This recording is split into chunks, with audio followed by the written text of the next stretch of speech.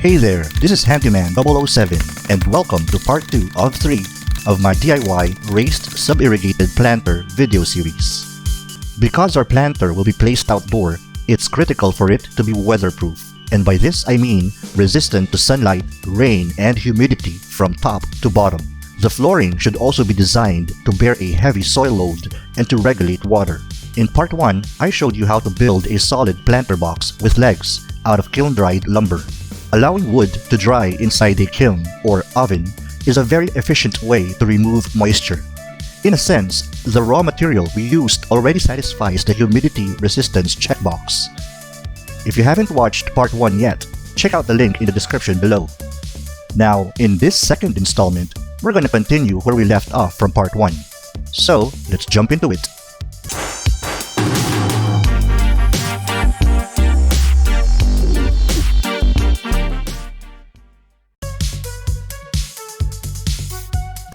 With a 200 grit sandpaper, we prep and smooth the wood surface for painting.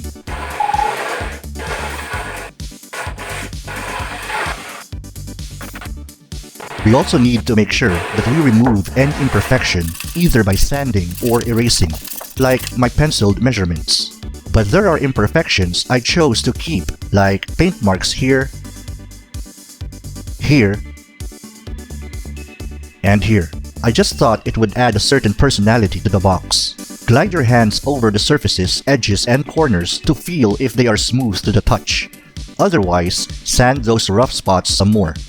Oh, and yes, you need to sand the insides too because we will also paint them later. Speaking of paint, it's up to you what color you want your planter box to be, for as long as you use oil-based paint, which is the ideal for wood. But because I want it obvious that this planter is made out of wood, we're going to use polyurethane varnish paint. There are two types of polyurethane, a sealer and a top coat. Because this planter has never been painted before, we're going to use the sealer type, and we're going to use a 2-inch paintbrush to apply it. In the box, there are 2 cans, a 1/4 liter of catalyst, and a liter of the sealer itself. In the directions, it says to prep old or new surfaces by sanding and that everything should be dry, which we just did earlier.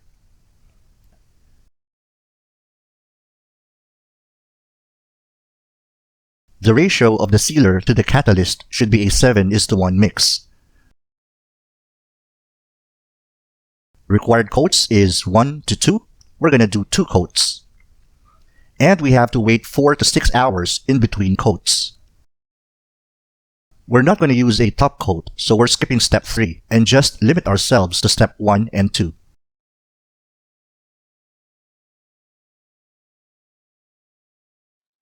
Time to open up these cans and mix the contents. But first, let's talk about the legs. As you can see, I've wrapped around masking tape about 4 inches high from the bottom of each leg, because later, I'm going to paint the bottoms with something else that I think is even more water resistant. For now, anything above the tape we're going to paint with polyurethane. The 1 liter can of polyurethane actually only contains 875 milliliters, giving enough room for us to empty this can of catalyst into, which essentially gives us the required 7:1 ratio. After mixing thoroughly, we begin to paint all the edges and corners first.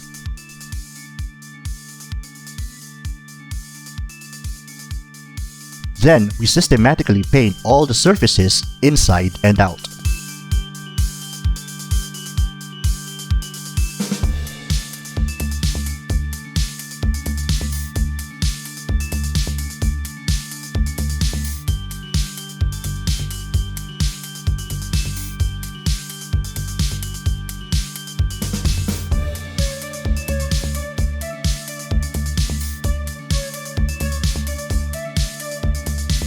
Once the paint is dry enough to the touch, we flip the planter over and paint all the legs and all other surfaces that make up the bottom of the planter box.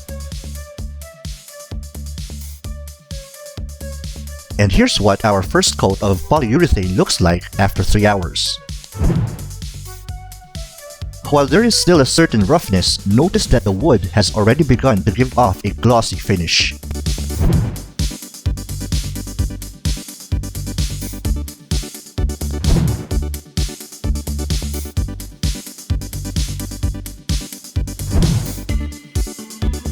Later, we will improve this luster further with 400 grit sandpaper before applying the second coat.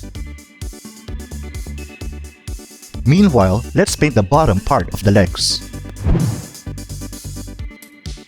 The masking tape allowed some polyurethane to bleed through, so I replaced them with electrical tape. Hopefully, electrical tape has more blocking power. If you're not confident enough, you may choose to wrap plastic around the tape for extra protection. Using a fresh brush, I'm now painting with epoxy primer. Epoxy primer is a sealer that is non-porous and super airtight when dry. Although commonly used as a base coat for steel to prevent rust, I figured it would give better protection for these wooden leg bases that will directly touch the ground, especially during rainy season. This should prevent the legs from rotting prematurely. By the way, we will not be sanding these. From my experience, it is best to remove guide tapes when paint is semi-dry. This is because if we wait for the epoxy primer to completely harden, some of it will bind with the tape, which will create crooked lines when we peel off the tape. While waiting for the polyurethane and epoxy primer to completely dry, we'll work on the planter box flooring. Our planter box base is 40 inches by 24 inches. So, we'll cut a 46 by 30 inch piece of fine plastic mesh, which gives us 3 inches of excess on all sides. Then, we flatten the mesh across the floor cleats with about 3 inches hugging against all 4 walls.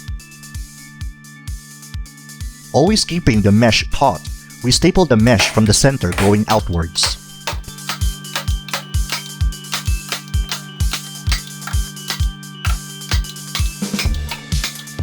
Then, we staple all the areas where the floor cleats and walls meet.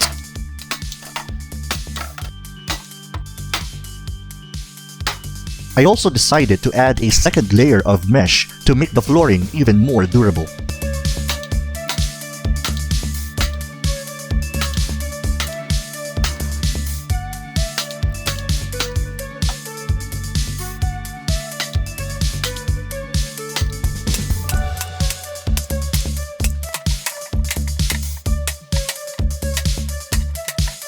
So after about 200 staples, this is what the mesh looks like up close.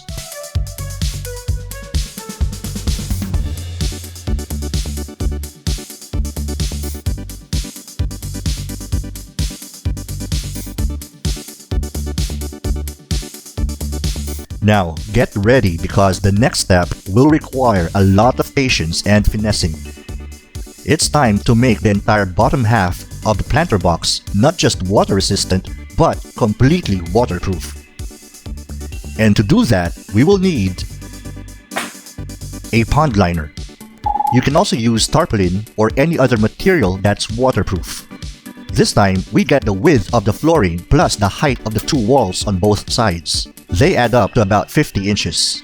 So with the liner flat on the ground, I measure 50 inches and use a piece of wood as my marker. But because I want 2 layers of pond liners for extra durability, I fold the liner over, flatten creases with my hand, and cut along the edge.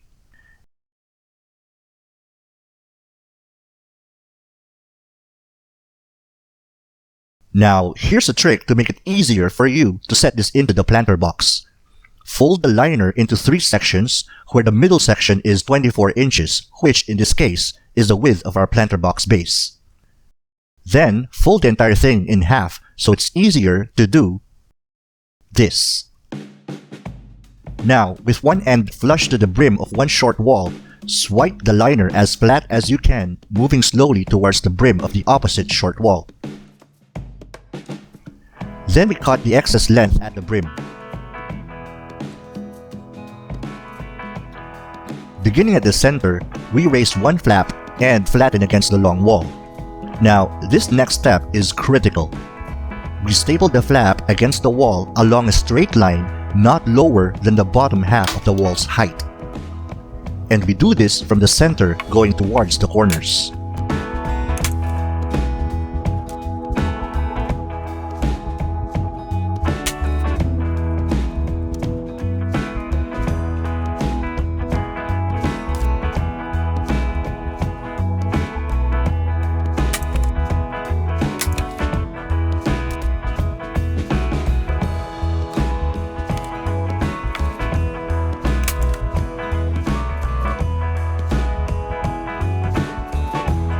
Then we switch to the other side and repeat the process. However, what you need to do is regularly swipe the liner against the bottom to reduce wrinkles and prevent the liner from being overstretched.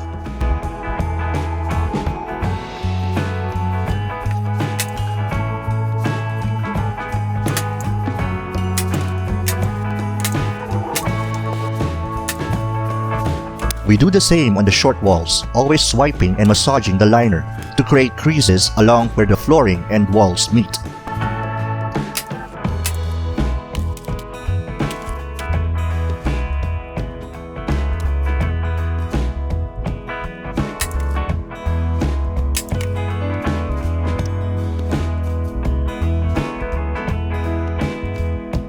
Every staple that goes through the pond liner creates micro holes.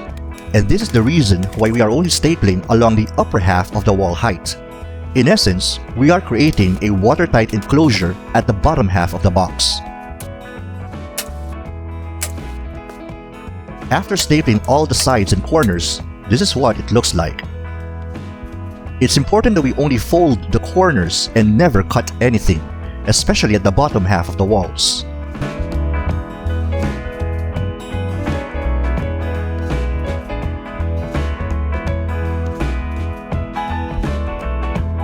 To refine our pond liner edges, we snip about an inch on both corners and fold the edges inwards as straight as we can. Then we staple about half an inch below the fold, beginning from the center going towards the corners.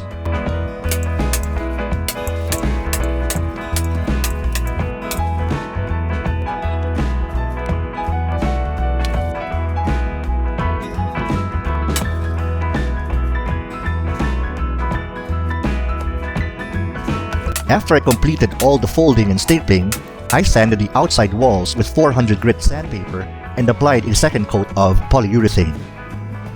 And after 24 hours, this is what everything looks like.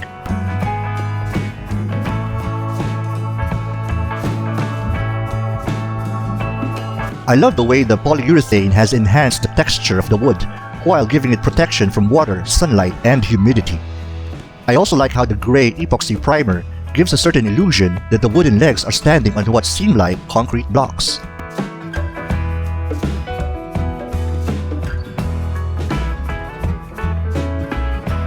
At its present state, you do now have the option to use this as an outdoor raised planter box.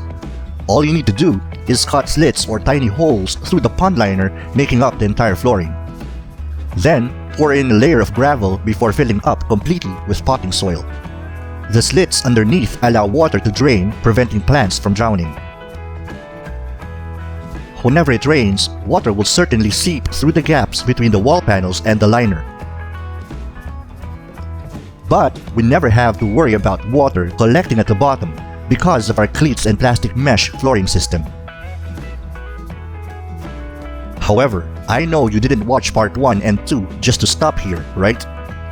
So in the third and final installment of this 3-part series, I'm going to show you the exact steps to upgrade this weatherproof planter box into a fully functioning wicking bed.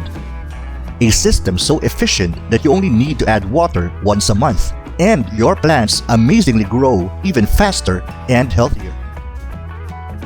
If you aren't already, be sure to subscribe and enable the bell notification so you don't miss the completion of this sub-irrigated planter project. This is HanDIYman 007. See you in the concluding video.